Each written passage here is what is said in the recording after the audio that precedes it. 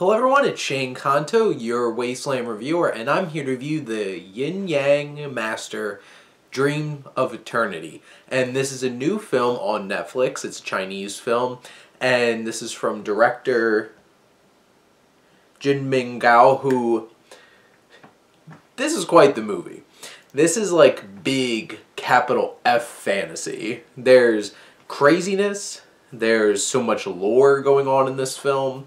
There's so many rules, there's so many different creatures, there's magic, there's just about everything that you could possibly throw into a fantasy film. You have martial arts, you have people flying with wings and flame swords, and a giant evil serpent, and people fighting, and you have really dramatic music. You have the score in this film is just maximizes the melodrama of this film because everything is so on the nose in terms of exactly what emotion you're trying to feel, and it feels so dramatic. There's no, like, we're going to take this score up to, like, a 4 or 5, just give some music. No, we're going up to 11. Everything, there's just emotion in every shot. And this film, over the course of, like, 2 hours and 12 minutes, has a lot going on. And in terms of, like, it's setting up these characters and this rich mythology and this ceremony, this heaven ceremony that this Yin-Yang Master has to go to after promising his master that he was going to do so.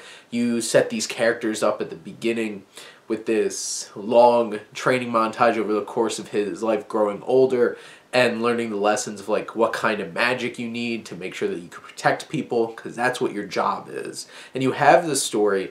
All these performances are big and very emotional, and this film is big. And you have the special effects, which a lot of Chinese films that I have seen that are, like, big budget movies, the special effects are not great.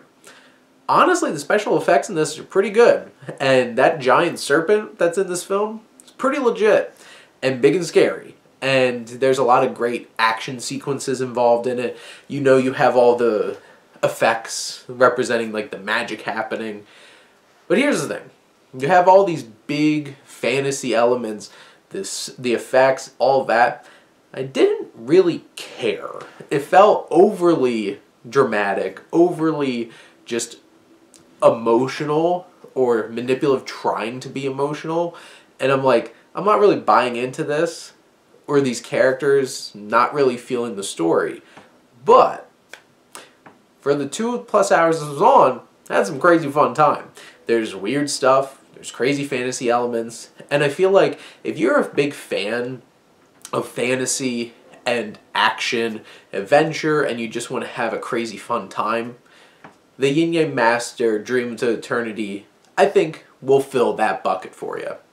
If you want something that's going to connect with you and you're going to feel this emotional connection and being moved by it, I don't know if this is quite going to do it for you. But the nice thing is, it's just on Netflix. And you can stream it, and you have this on, and if you're digging it, you can keep watching it and just enjoy the effects and the action, which is crazy, over the top. And if you're not, you can just move on to the next thing.